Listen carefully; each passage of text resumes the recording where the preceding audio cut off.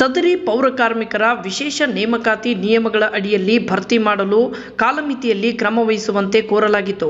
ಆದರೆ ಇದುವರೆಗೂ ನಿಯಮದಂತೆ ಆಯ್ಕೆಯಾಗಿ ನೇಮಕಾತಿ ಆದೇಶ ಪಡೆಯದೆ 2018ರಿಂದ ಇಲ್ಲಿಯವರೆಗೂ ಸಿಕ್ಕವರ ಕೈಕಾಲು ಹಿಡಿಯುವ ಪರಿಸ್ಥಿತಿ ಬಂದಿದೆ.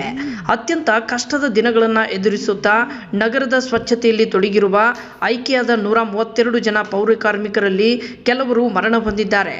ಇನ್ನು ಮೃತ ಕುಟುಂಬಗಳು ಬೀದಿಗೆ ಬಂದಿವೆ. ವಯೋಮಿತಿ ಮೀರುತ್ತಿದ್ದು ಆತಂಕದ ಸ್ಥಿತಿಯಲ್ಲಿ ದಿನಗಳನ್ನು ದೂಡುತ್ತಿದ್ದಾರೆ. ನೇಮಕಾತಿ ಆದೇಶ ಸಿಗದೆ ದುಸ್ತರವಾದ ಜೀವನ ನಡೆಸುತ್ತಿದ್ದಾರೆ. ಆದ್ದರಿಂದ ಮಾನ್ಯರು ದಯಮಾಡಿ ಪಟ್ಟಿಯಲ್ಲಿ ಆಯ್ಕೆಯಾದ ನೇರ ಪಾವತಿ ಮತ್ತು ನೇರ ನೇಮಕಾತಿ ಪಟ್ಟಿಯಂತೆ ಆದೇಶ ಪತ್ರ ಕೊಡಲು ತಾವು ಮಾನ್ಯ ಜಿಲ್ಲಾಧಿಕಾರಿಗಳಿಗೆ ಸೂಚಿಸಬೇಕೆಂದು ಇಂದು ಮಹಾನಗರ ಪಾಲಿಕೆ ಎದುರುಗಡೆ ಸತ್ಯಾಗ್ರಹ ನಡೆಸಲಾಯಿತು. ವರದಿಗಾರರು ದಿಲೀಪ್ ಕುಮಾರ್, ಭೀಮವಾದ ನ್ಯೂಸ್, ಕಲಬುರಗಿ.